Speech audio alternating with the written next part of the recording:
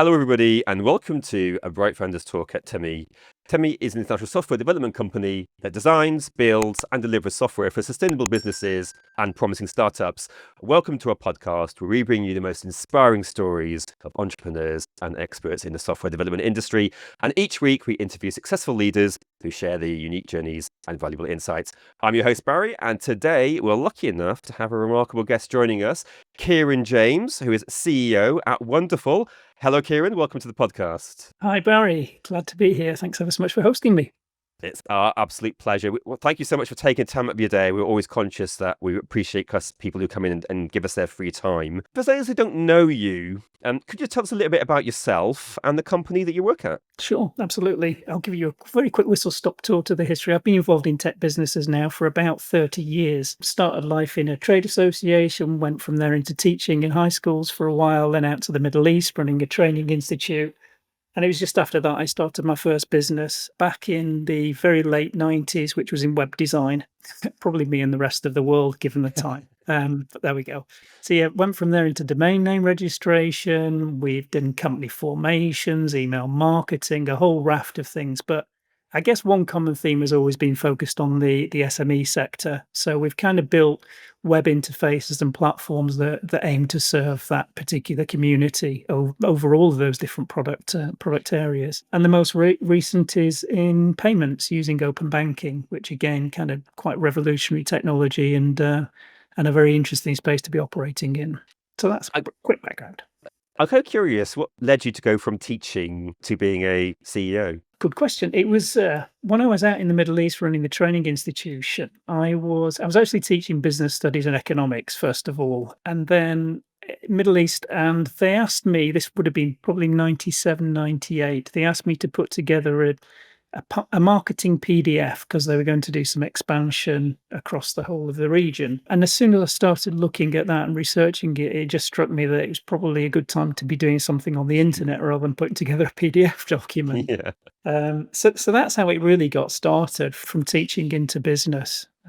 It was kind of moved back to the UK and thought, actually, these very basic HTML skills that I've developed, I could probably put to better use. And you did, right? Well, hopefully. Did you ever think, like, when you were younger, that you would like to be a CEO? Did you have like entrepreneurship in your blood, or was it kind of a bit of just a late game change? No, it was a fairly early game change. I was probably mid-20s, but at the point that I started work, I had no desire to do that at all. So, finished my economics degree, went to work in a trade association in London as a statistician, did that for 4 or 5 years. I think the main reason for being in London at the time, if I'm completely honest, was I was playing in a band and, it's kind of chasing fame and fortune. So it was just a day job. And it was, I guess, once the kids came along, and I've just felt the opportunities would be greater for, income generation, supporting them through their growing years and so on, maybe going out on my own. Yeah, I suppose it's our equivalent of moving to like Hollywood, isn't it? Moving to London, but Exactly. without the glitz and glamour, I think. Exactly. Yeah. Okay, so if we look at payments and the payment space and the fundraising space, like, what was it? What was the problem that you set out to kind of like resolve when you founded the company? Again, this was serendipitous, fortuitous, however you'd like to describe it. But when I was running a telecoms business 2016, my son, who was 17 at the time, decided he was going to do a skydive for charity. And I often say you'd think that would be the most memorable thing that happened that day, was him jumping out of an aeroplane. But actually it wasn't. It was him pounding down the stairs, fury all over his face, feeling really frustrated about the amount of money that had been lost to the giving platform that he and his friends had used to create the page to support, Teenage Cancer Trust, I think it was at the time. So, it was kind of quite palpable, and I'd done a bit of running for charity over the time and used the same platform, and we just said, well, we've got some great engineers in the telecoms business. Why don't we see whether we can set up a fundraising platform that's completely free, use the space on the network to host it, so we reduce the costs as much as possible, and see whether those guys will give up some of their coffee breaks and weekends and build us a website. The developers all leapt at it and really loved doing it. So we kind of got started. We committed to fund the first £1 million that went through the platform and went out to seek a corporate sponsor. But sort of, I guess you look back and you think anyone could have told us this, but that we created effectively a success paradox, because as that platform grew and was completely free and people started to trust it, what happened was we were just taking more and more money from our then corporate sponsor every month after, we replaced ourselves with someone with deeper pockets, just simply to pay the card processing fees. That was kind of 95% of the real operating costs Wow. of the business, was just processing debit card transactions to make donations through the platform. So again, kind of fast forward a little bit, and we've been operating, I guess, 3 or 4 years. Must have been, yes, 2016 we launched it. So 2020, when COVID struck, telecoms was the main business. We were operating this with everybody kind of working completely pro bono on it. So the customer support team would support the telecoms customers and then do a bit of wonderful fundraising platform support. And Boris announced lockdown. So you can imagine in a telecom space, one of the products that we were operating was a free telephone conferencing service. So all of a sudden, the capacity demands on the network for that multiplied by 20 in 2 weeks. It was just Yeah. incredible. I think So if COVID was. something had to give, we paused the fundraising platform briefly while we kind of took stock on what we were going to do next. And I ended up making a donation online through LinkedIn, completely separate to the wonderful platform, but for someone who was having the head shaved during lockdown, and it used open banking. And it was just such a quick and seamless process. We immediately the next day got in touch with the provider and said, look, any chance you could support our fundraising platform with this technology, and we'll kind of reopen the platform, reduce those costs 95%, and we'll go exclusively open banking. You think this is 2020, so it's kind of quite bold on one hand, but on the other hand, we were doing it free. We kind of thought we might have run its course anyway, so there was nothing to lose in many ways. Yeah. And I guess the rest is history. Did they give you any sleepless nights? It certainly did. I mean, initially we were quite anxious that the demographic for our donors is pretty broad. It's people supporting charities across every different area. So we did think a lot of them would be very reticent about making a transfer using an open banking link that they'd never seen before, didn't understand how it might work.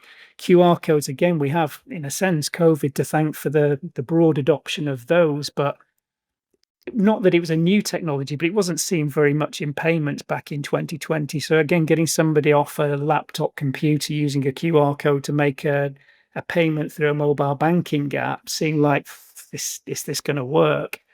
So we had the customer service team, basically I said that, so them just analyze all of the feedback that you're getting. Let's see how this is going, and, we'll see whether we can make it work. So you mentioned there, like, some of the trust issues, like when people see new companies, new payment methods in the market space, people do naturally have a bit of like aversion to adopting new things. How do you overcome that? What's the kind of thought process for making it seem attractive to get new users using your platform? Again, another excellent question, Barry. It's taken several iterations. Even getting the merchants on board is tricky, because part of the process that we use is using our account information service permissions under open banking to link the bank account, which is super secure and actually a really neat process. And from a diligence point of view, it means we know that those merchants have got access to a bank account. They've used biometric data to open the bank account, click a couple of buttons and consent to. So for us, it's a fantastic approach, but again, quite new. And a similar thing existed with the payments journey, that getting them from a laptop onto a mobile. Thankfully, there's more and more of those journeys starting and finishing on a mobile device now. So we're seeing the adoption actually really, really increasing strongly, because it's quite simple. But there are a couple of things that we've done. We've in a way emulated, replicated the wallet kind of interface for that payment journey, just because so many people are familiar with that. So you open your payment link, our bank selector looks very much like a card selector in Apple Wallet. So you see the Monzo logo, Revolut, HSBC, and you're selecting and then choosing your bank. And that's very intentional, because I think people are comfortable in that environment. So we wanted to kind of mimic that to an extent. And I think that's worked very well. What we found, though, is once you've made that first open banking payment, it's 85, 90% chance that you'll make a second. It's because it is so quick and easy. A little bit earlier, you did talk about like your funding model. Just going to dive on that a little bit because I think you said like 95%. This is a few years ago that was funded by that. Like this space is a very competitive space, and people just generally accept transaction fees. Like, how do you continue to make like this business work when other people are just using transaction fees to fund their business model? So a couple of things just to be really clear about. Wonderful.org, which is the fundraising platform and how we got started, that's free for charities, always has been, and our intention is firmly that it always will be. We don't want to charge charities for moving money into their account. So we kind of stand really solidly behind that. That was difficult through corporate sponsorship with the cards in the background because we were paying, the typical kind of 1.4%, Yeah. 20p a transaction on all of those. So the bigger the donation, the more it was costing us to process. Open banking works in a different way. So the reality is, as a payment initiation service provider authorized now by the FCA, we don't have a direct cost of processing a single domestic payment. It doesn't actually cost money to us to do that. We're not charged by HSBC or Barclays or anyone.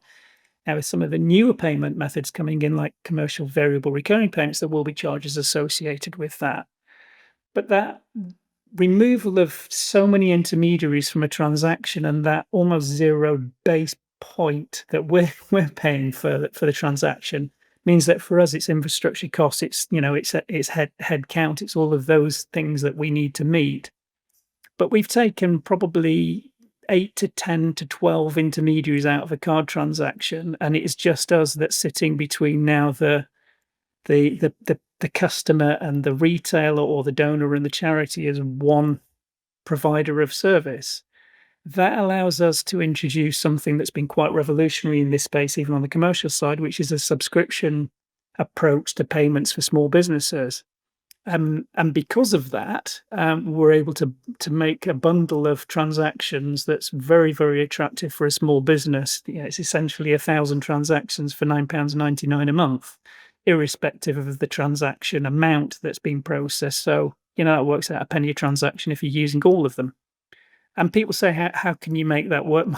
My answer is often, think Spotify, but we're not paying Taylor Swift or Yeah. hosting music or doing anything. So essentially, it is a subscription basis.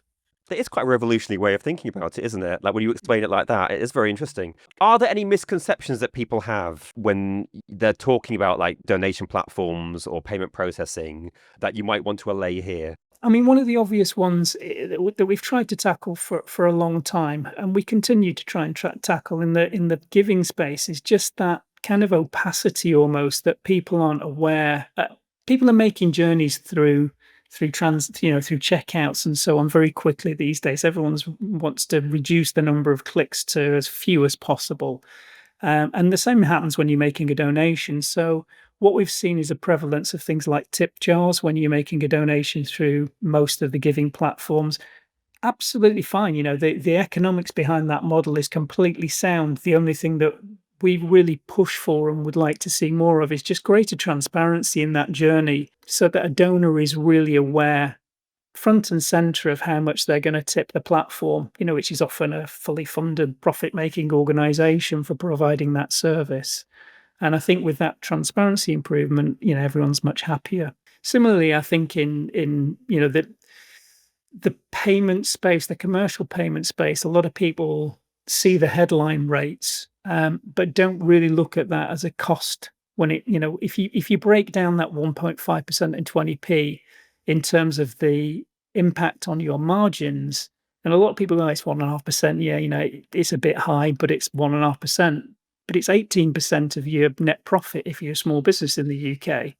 And I think if you spoke to a lot of small businesses and said, I can increase your net profits by 18%, just by changing one thing, most will bite your hand off. So I think you're going to see really, really strong adoption of open banking. So before we started this podcast, we did talk a little bit about growth. And one of the things that you were excited to talk about was like enterprise division that you're currently embarking on. Tell us a little bit about that and why you're so excited about it. This happened, again, somewhat fortuitously, but we started to attract a number of businesses who are using the simple API that we have with Wonderful. So there are various different ways you can integrate Wonderful payments into your small business. It might be through our smartphone app, or it might be through a WooCommerce plugin, or again, we have a basic API.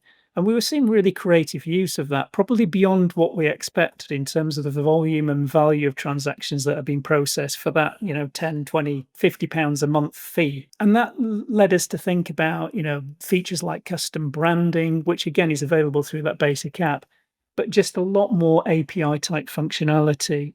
We've not really done very much with our account information services permissions and the commercial world yet. So again, we were starting to get inquiries about that, how we might help companies to exploit that. So we've launched a new enterprise division. When I say launched, I think the launch has gone as far as kind of one LinkedIn post.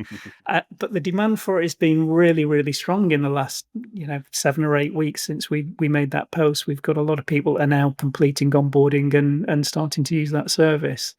So, it's aimed to provide open banking infrastructure for enterprise, larger retail customers, but other fintechs as well. Since we're talking about fintechs in general, like what are there any trends out there at the moment that you're particularly excited about, like especially in terms of like payments and donations?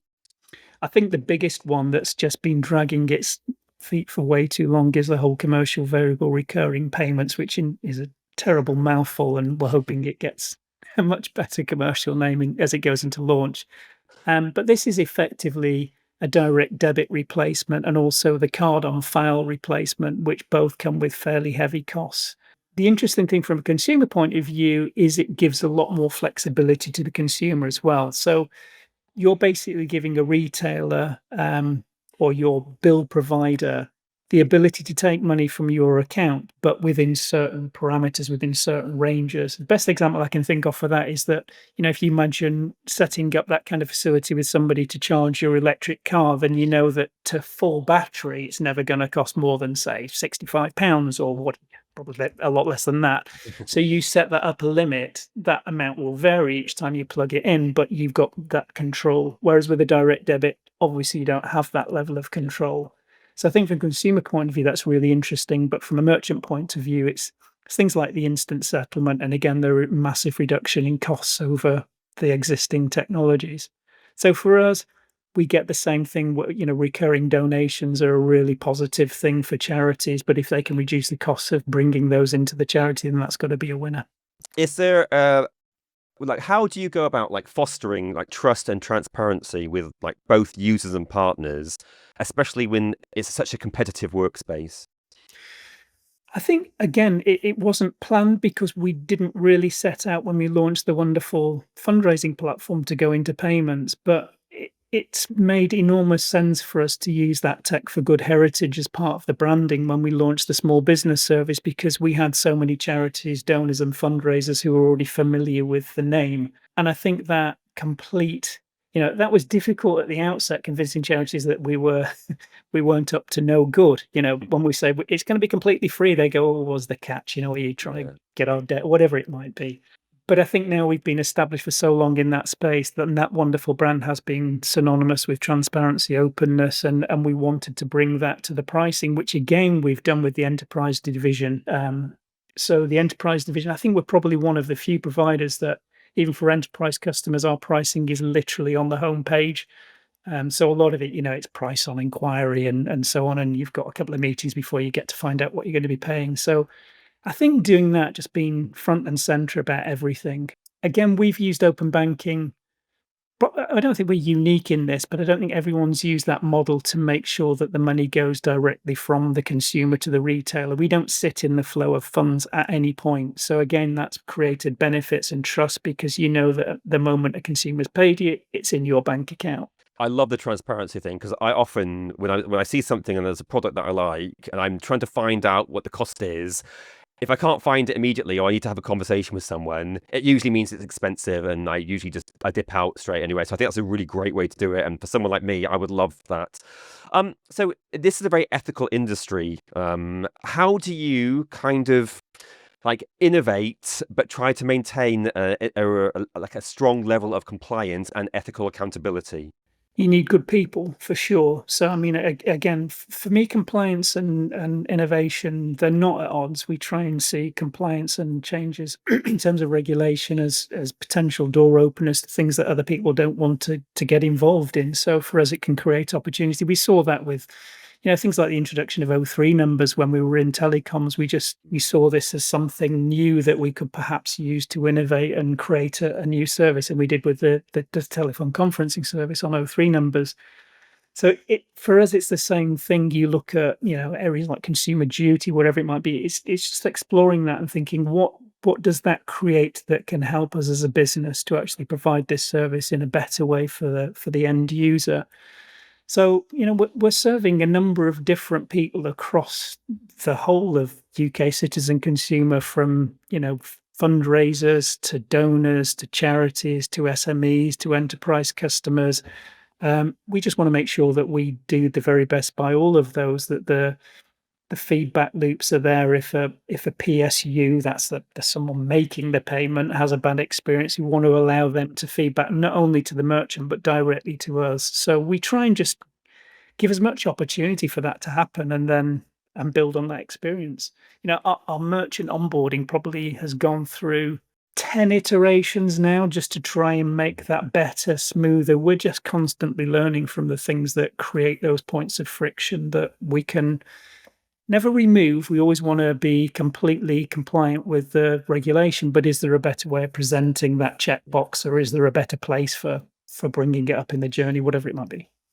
So it sounds like you've gone from success to success, and things seem to be relatively easy. But are there any challenges coming up, any headwinds you see in the future that are going to make your life or your company's life a little bit more difficult? My goodness, always. And I think in this space, one of the biggest difficulties is that it is, we're competing with payment methods that have been around for 6 decades, that are completely trusted, with brands that have got massive amounts at their disposal, not only for marketing, but also for, embracing a lot of this technical change as well themselves. So that in itself is a huge challenge for a small fintech. On the upside, that the great thing is, you think about the volume of transactions that are happening every day across all those different payment methods. It's a massive market to go at. So we don't need to look at this and go, we've got to get to 5% by, 0.5%, 0.05% is still probably a big, big market for us. So, I think that creates opportunity. What we're very lucky with is, I guess, because we've got that small business and charity and that very diverse, lots of different sectors, lots of different businesses, is that's presenting the verticals that we can go into quite naturally to us just by who's signing up. And they themselves might not bring a lot of business, but often we look at them and go, actually, there's a really strong case there for used car dealers or for physiotherapy. So suddenly someone will sign up. You never thought about the application of that, but it's a really great one. So Yeah. I Yeah. think the future's super positive in this space. I wish certain things would move faster, but I understand, on occasions why they don't. I think there's a lot of commercial reason why they don't, but also, regulatory stuff doesn't always move as quickly as you'd like it to move. No, always dragging the feet, so to speak. One last question, just before we do finish. You have obviously been very successful with creating this company. If there's anyone out there watching wanting to become their own, like maybe CEO or entrepreneur, what advice would you give to them? What's the most important thing that you've learned on your journey?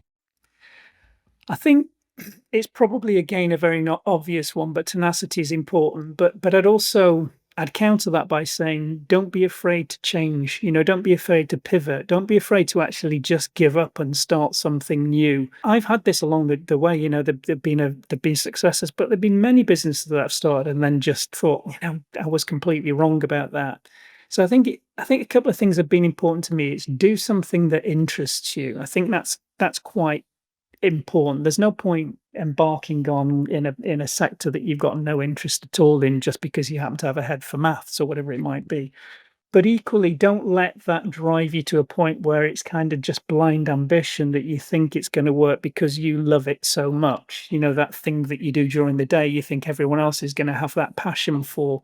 So I think that you always need to be, really black and white when it comes to the numbers. Don't delude yourself. If it isn't working, then think first of all about how you might pivot, how you might change, bring on feedback from as many people as you possibly can. But ultimately, don't be afraid to go, let's just do something else, try something different. Amazing advice, and what a lovely way to end this podcast. Kieron, I just want to thank you so much again for taking the time to talk with us today. It's been an absolute pleasure. Oh, and it's been my pleasure. Thank you ever so much, Barry. That was Kieron James, CEO at Wonderful.